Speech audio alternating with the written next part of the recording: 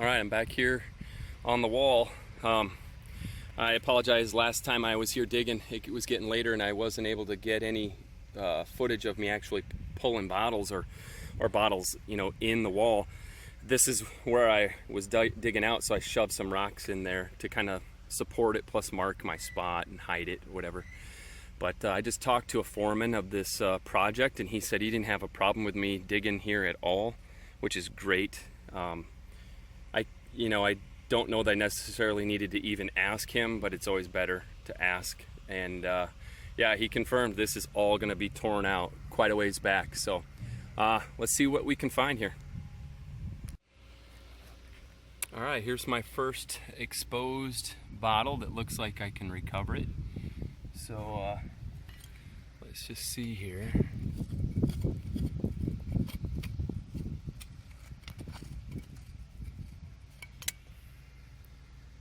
It's already loose. I might be able just to pull this. Yep, there we go. What do we got here? We got embossing. This is one I don't have. Another Waverly, Iowa. Wow, I'm liking this.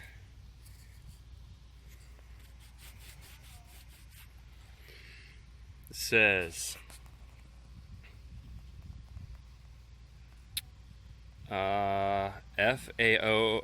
FA Ossing Cup MD, Waverly, Iowa. So this is another medicinal bottle. So great start. I'm gonna just keep chugging away. Well guys, I just got a 2 for the price of 1. I just dug that first bottle out right there and then set it over there so it's away from where I'm working. And I came back, and here's where I've been kneeling. And you can see right here, that was right there. I had been kneeling on that and it never broke. Kind of glad. That could have gone in my knee. But this is a tiny bottle.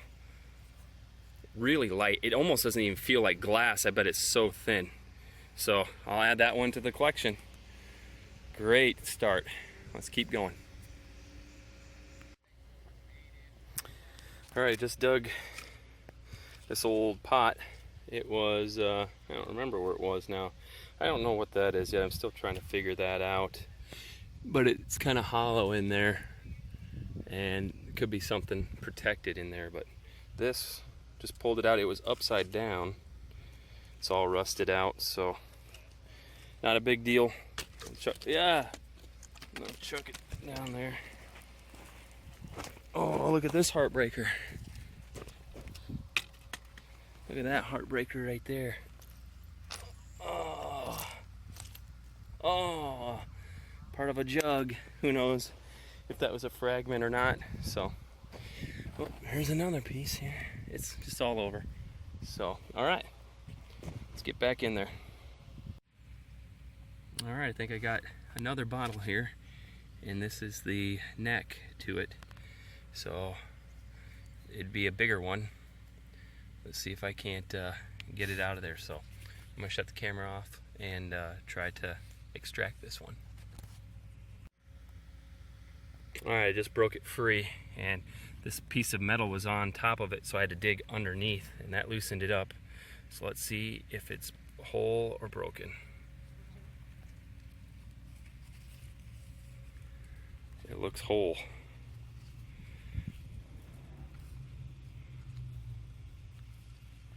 All right, looks plain. Don't see any embossing, but there again, it's pretty amazing how easily the embossing can get hidden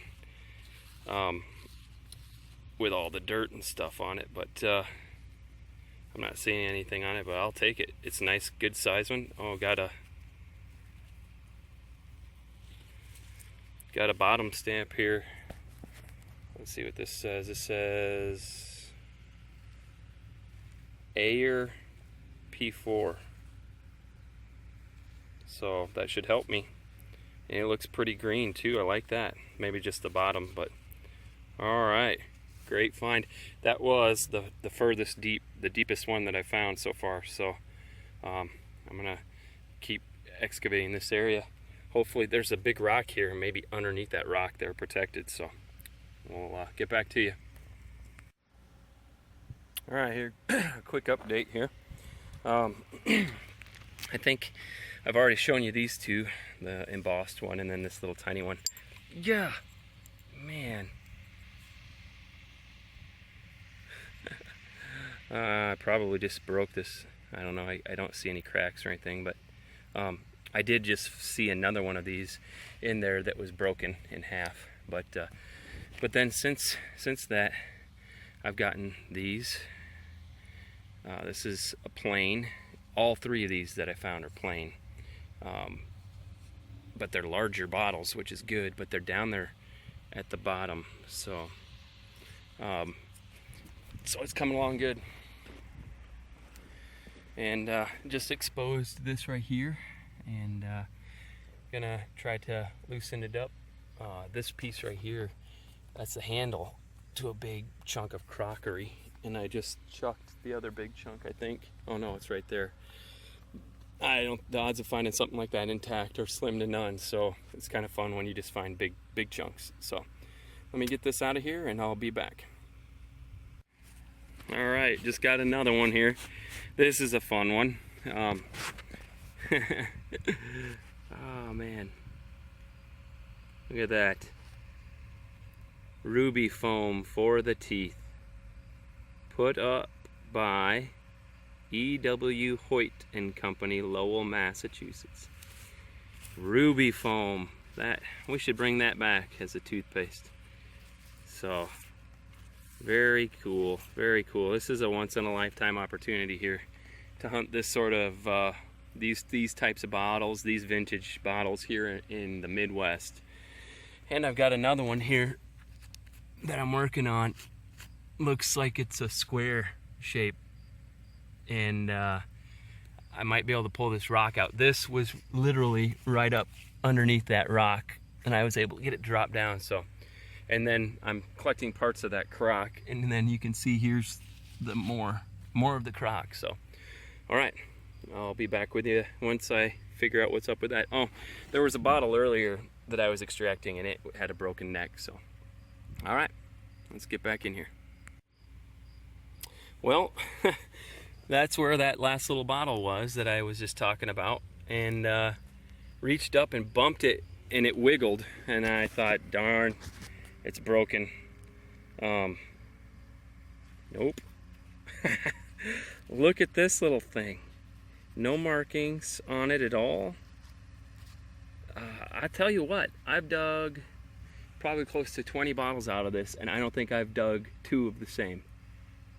I have not dug two of the same bottles this whole time. That is cool right there, guys. I love the color. Hopefully be able to clean that up, and just a neat little piece of history right there. All right, I got a little bit more time, so let me keep going in here. All right, got 3 bottles I'm working on here. I'm working on this one right here that's got the bottom pointed towards me. This long one right here, which I think the neck is up at this end, and then right here is underneath it is another one. It's kind of shooting back in there, so I'm gonna try to get this up top here. But what happens is, as I'm trying to free up space, I'm running into, here's another one right here. Here's another bottle right here. I'm running into bottles as I'm trying to, chip away to loosen up one. I'm running into another. So, good problem to have. I need both hands to get this stuff out of here. So, what I'll do is, as I'm extracting these, I'll just set them here. And I'll show them all at once. So, all right, here's what I got there, and I just got done saying I don't have any duplicates, and I don't think any of these are duplicates of each other, but I think I've got some of these already in these same sizes. 2 that were embossed, 3 that were not, and this one is a plain, and I may have broken it. I've got both pieces.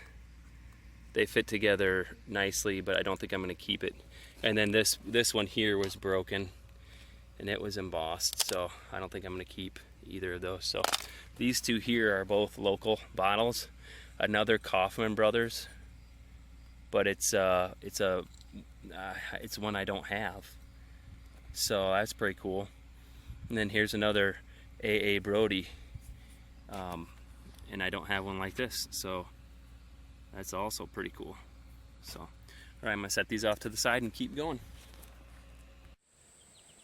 All right, so here's the roundup, the recap of my third time at the bottle digging spot, and you should have just seen some of the footage of me digging some of these, but I want to kind of call out some of the details on. I'm not going to talk about every single one, well, not specifically anyways, but all of these here, all the way to this one here, are unmarked, or they don't have embossing on them. I don't know, I haven't checked the bottoms of them. This one right here is the one that has some writing on the bottom, and it says Ayer P4. So, and this it's as you can see, it's very thick, heavy bottle, and it's got some really great just warping and bubbling in there. Cleaned it out a little bit, but I wasn't able to get it completely clean. So this one's unmarked.